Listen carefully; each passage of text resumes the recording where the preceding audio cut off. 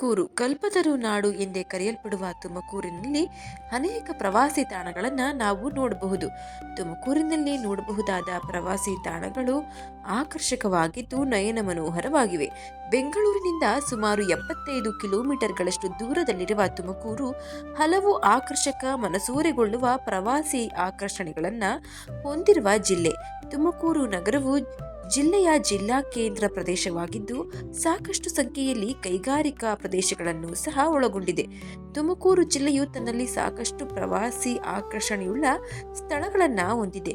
ಅವುಗಳಲ್ಲಿ ಬಹು ಮುಖ್ಯವಾದವು ಧಾರ್ಮಿಕ ಆಕರ್ಷಣೆಯುಳ್ಳ ಸ್ಥಳಗಳು: ಸಿದ್ಧಗಂಗಾ ಮಠ, ದೇವರಾಯನ ದುರ್ಗ, ತುರುವೇಕೆರೆಯ ಶಂಕರೇಶ್ವರ ದೇವಾಲಯ, ಮಧುಗಿರಿಯ ಏಕಶಿಲಾ ಬೆಟ್ಟ, ಹೀಗೆ ಹಲವು ಪ್ರವಾಸಿ ತಾಣಗಳನ್ನು ನಾವು ತುಮಕೂರಿನಲ್ಲಿ ನೋಡಬಹುದು. ಪ್ರಸ್ತುತ ವಿಡಿಯೋದಲ್ಲಿ ತುಮಕೂರು ಜಿಲ್ಲೆಯಲ್ಲಿ ಕಂಡುಬರುವ ಅಥವಾ ಪ್ರವಾಸಿ ಮಹತ್ವವನ್ನು ಪಡೆದಿರುವ ಕೆಲವೊಂದು ಕ್ಷೇತ್ರಗಳ ಬಗ್ಗೆ ತಿಳಿದುಕೊಳ್ಳೋಣ. ಮಧುಗಿರಿ ತುಮಕೂರು ಜಿಲ್ಲೆಯಲ್ಲಿರುವ ಒಂದು ತಾಲೂಕು ಪ್ರದೇಶ ಆಗಿದ್ದು ಬೆಟ್ಟ ಗುಡ್ಡಗಳಿಂದ ಕೂಡಿದ ಆಕರ್ಷಕ ತಾಣ. ತುಮಕೂರು ನಗರದಿಂದ 43 ಕಿಲೋಮೀಟರ್ ದೂರವಿರುವ ಈ ತಾಣ ಬೆಂಗಳೂರಿನಿಂದ ಸುಮಾರು 100 ಕಿಲೋಮೀಟರ್ಗಳಷ್ಟು ದೂರದಲ್ಲಿದೆ. ಸಾಕಷ್ಟು ಪ್ರವಾಸಿ ಆಕರ್ಷಣೆಗಳನ್ನು ಮಧುಗಿರಿಯಲ್ಲಿ ನಾವು ಕಾಣಬಹುದಾಗಿದೆ. ಮಧುಗಿರಿ ಏಕಶಿಲಾ ಬೆಟ್ಟ. ಮೇಲೆ ಹೇಳಿದಂತೆ ಮಧುಗಿರಿಯಲ್ಲಿ ಏಕಶಿಲಾ ಬೆಟ್ಟ ಹೊಂದಿದೆ. ಮಧುಗಿರಿಯಲ್ಲಿ ಕಂಡುಬರುವ ಈ ಏಕಶಿಲಾ ಬೆಟ್ಟ ಏಷ್ಯಾ ಖಂಡದಲ್ಲೇ 2ನೆಯ ಅತಿ ದೊಡ್ಡ ಏಕಶಿಲಾ ಬೆಟ್ಟ ಎಂಬ ಹೆಗ್ಗಳಿಕೆಗೆ ಪಾತ್ರವಾಗಿದೆ. ಸಿದ್ಧರ ಬೆಟ್ಟದ ಮೇಲಿನಿಂದ ಕಂಡುಬರುವ ಚಿತ್ರ ನಯನ ಮನೋಹರ. ಮಧುಗಿರಿಯ ಬಳಿ ಕಂಡುಬರುವ ಮತ್ತೊಂದು ಸಾಹಸಮಯ ಪ್ರವಾಸಿ ಆಕರ್ಷಣೆಯ ಸಿದ್ಧರ ಬೆಟ್ಟವು ತನ್ನಲ್ಲಿ ದೊರಕುವ ಔಷಧೀಯ ಗುಣವುಳ್ಳ ಸಸ್ಯಗಳಿಗೆ ಹೆಚ್ಚಿನ ಹೆಸರುವಾಸಿ. ಅಲ್ಲದೆ ಈ ಬೆಟ್ಟದ ಮೇಲಿನಿಂದ ನೈಸರ್ಗಿಕ ನೀರಿನ ಸೆಲೆಯೊಂದು ಕೆಳಗೆ ಹರಿಯುತ್ತದೆ. ಈ ನೀರಿನಲ್ಲೂ ಔಷಧೀಯ ಗುಣಗಳಿವೆ ಎಂದು ನಂಬಲಾಗಿದೆ. ಇನ್ನು ಮಧುಗಿರಿಯ ಕೋಟೆಯು ವಿಜಯನಗರ ಸಾಮ್ರಾಜ್ಯದ ಅರಸರಿಂದ ನಿರ್ಮಿಸಲ್ಪಟ್ಟ ಐತಿಹಾಸಿಕ ಕೋಟೆ. ತುರುವೇಕೆರೆಯ ಶಂಕರೇಶ್ವರ ದೇವಸ್ಥಾನ. ಶಿವನಿಗೆ ಮುಡಿಪಾದ ಮೂಲೆ ಶಂಕರೇಶ್ವರ ದೇವಸ್ಥಾನವು ತುಮಕೂರು ಜಿಲ್ಲೆಯ ತುರುವೇಕೆರೆ ಪಟ್ಟಣದಲ್ಲಿದೆ. ಹೊಯ್ಸಳ ದೊರೆಯಾದ 3ನೆಯ ನರಸಿಂಹನ ಆಡಳಿತಾವಧಿಯಲ್ಲಿ, ಅಂದರೆ ಹೆಚ್ಚು ಕಡಿಮೆ 13ನೆಯ ಶತಮಾನದಲ್ಲಿ ಈ ದೇವಾಲಯದ ನಿರ್ಮಾಣವಾಗಿದೆ. ಪ್ರಸ್ತುತ ಐತಿಹಾಸಿಕ ಮಹತ್ವವುಳ್ಳ ಪ್ರವಾಸಿ ತಾಣವಾಗಿ ಇತಿಹಾಸ ಪ್ರಿಯ ಪ್ರವಾಸಿಗರನ್ನ ತನ್ನತ್ತ ಗಮನ ಸೆಳೆತಾ ಇದೆ. ಮಾರ್ಕೋನಹಳ್ಳಿ ಜಲಾಶಯವನ್ನ ತುಮಕೂರು ಜಿಲ್ಲೆಯ ಕುಣಿಗಲ್ ತಾಲೂಕಿನ ಬೇನಾವರ ಎಂಬಲ್ಲಿ ನಿರ್ಮಿಸಲಾಗಿದೆ. ಇದು ಪ್ರವಾಸಿ ಆಕರ್ಷಣೆಯಾಗಿ ಸುತ್ತಮುತ್ತಲಿನ ಜನರನ್ನ ಆಕರ್ಷಣೆ ಮಾಡ್ತಾ ಇದೆ. ಇನ್ನು ಪ್ರಮುಖ ಧಾರ್ಮಿಕ ಐತಿಹಾಸಿಕ ಮಹತ್ವವನ್ನು ಉಳ್ಳ ಕ್ಷೇತ್ರ ದೇವರಾಯನ ದುರ್ಗ. ತುಮಕೂರು ಜಿಲ್ಲೆಯಲ್ಲಿರುವ ದೇವರಾಯನ ದುರ್ಗವು ಒಂದು ಚಿಕ್ಕ ಗಿರಿಧಾಮ ಪ್ರದೇಶವಾಗಿದ್ದು ತನ್ನಲ್ಲಿರುವ ಯೋಗ ಹಾಗೂ ಭೋಗ ನರಸಿಂಹನ ದೇವಸ್ಥಾನಗಳಿಗಾಗಿ ಪ್ರಸಿದ್ಧಿಯನ್ನು ಪಡೆದಿದೆ. ವಾರ್ಷಿಕವಾಗಿ ಇಲ್ಲಿ ಅತಿ ಸಡಗರದಿಂದ ಹಬ್ಬಗಳನ್ನು ಸಹ ಆಯೋಜಿಸಲಾಗುತ್ತದೆ. ಸುತ್ತಮುತ್ತಲಿನ ಸ್ಥಳಗಳು ಹಾಗೂ ಬೆಂಗಳೂರಿನಿಂದ ಕೂಡ ಸಾಕಷ್ಟು ಜನರು ಇಲ್ಲಿಗೆ ಬರ್ತಾರೆ. ತುಮಕೂರು ನಗರದಿಂದ ಈಶಾನ್ಯಕ್ಕೆ 15 ಕಿಲೋಮೀಟರ್ ದೂರದಲ್ಲಿದೆ ಈ ದೇವರಾಯನ ದುರ್ಗ. ಇದನ್ನ ಕರಿಗಿರಿ ಕ್ಷೇತ್ರ, ಆನೆಬಿದ್ದಸರಿ ಮತ್ತು ಜಡಕನ ದುರ್ಗ ಎಂದು ಶಾಸನಗಳಲ್ಲಿ ಉಲ್ಲೇಖಿಸಲಾಗಿದೆ. ಭೌಗೋಳಿಕ ಲಕ್ಷಣಗಳಿಗೆ ಬೆಸೆದುಕೊಂಡಿರುವ ಮಾನವನ ಇತಿಹಾಸವು ತನ್ನದೇ ಆದ ವಿಶಿಷ್ಟತೆಯನ್ನ ಹೊಂದಲು ಬೆಟ್ಟಗಳು ಪ್ರಮುಖ ಪಾತ್ರ ವಹಿಸುತ್ತವೆ. ದೇವರಾಯನ ದುರ್ಗದಲ್ಲಿ ನರಸಿಂಹಸ್ವಾಮಿಯನ್ನ ಆರಾಧಿಸಲಾಗುತ್ತದೆ.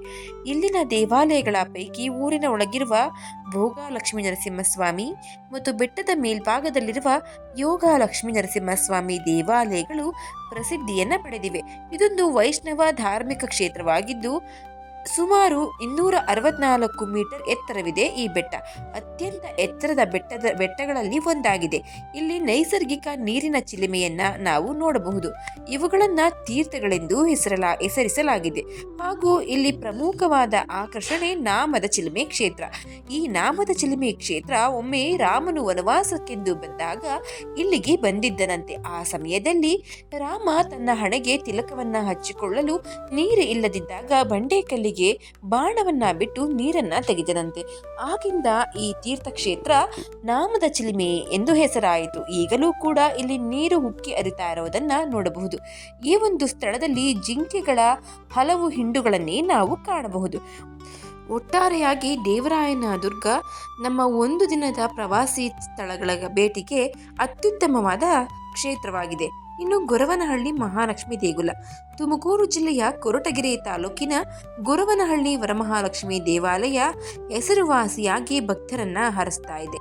ಭರತಹರಸು ವಂಶಸ್ಥರಾದ ಅಬ್ಬಯ್ಯನ ಕುಟುಂಬ ಹಿರೇಗುಂಡಗಲಿನಿಂದ ಗೊರವನಹಳ್ಳಿ ಬಳಿಯ ನರಸಯ್ಯನ ಪಾಳ್ಯಕ್ಕೆ ಬಂದು ನೆಲೆಸಿದ ನಂತರ ಅಬ್ಬಯ್ಯ ಅರಸನಿಗೆ ಕೆರೆಯ ನೀರಿನಲ್ಲಿ ದೊರೆತ ಶಂಖ, ಚಕ್ರ, ಪದ್ಮ ನಾಮಗಳಿಂದ ಶೋಭಿಸುವ ಲಕ್ಷ್ಮಿ ಇರುವ ಶಿಲೆಯನ್ನ ಅರಸಮನೆಗೆ ತಂದು ನಿತ್ಯ ಪೂಜೆ ಮಾಡಿದ ಸ್ಥಳವೇ ಇಂದು ಸುಪ್ರಸಿದ್ಧ ಗೊರವನಹಳ್ಳಿ ಪುಣ್ಯಕ್ಷೇತ್ರವಾಗಿದೆ.